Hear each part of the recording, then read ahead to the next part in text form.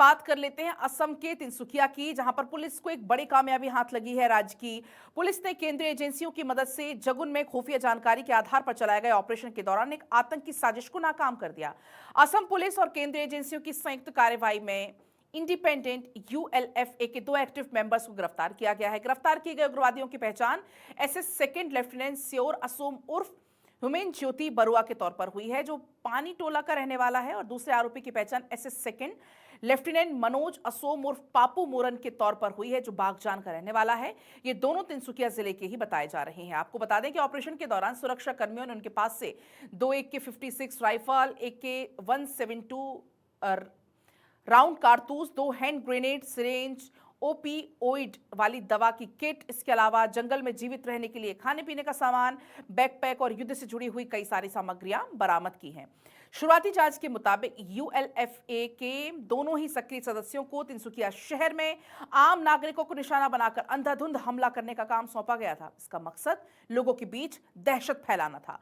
Police ने यह कहा कि जिस तरह से इस घटना को अंजाम देने की योजना बनाई गई थी, उससे इस इलाके को अस्थिर करने की कोशिश कर रहे बाहरी तत्वों के प्रभाव का संकेत मिलता है। मिली जानकारी के मुताबिक इस घटना के संबंध में मामला दर्ज किया जा रहा है। बड़ी साजिश का पता लगाने और इसमें शामिल अन्य लोगों की पहचान करने के लिए पुलिस और केंद्रीय एजेंसियों के द्वारा जांच आगे बढ़ाई जा रही है।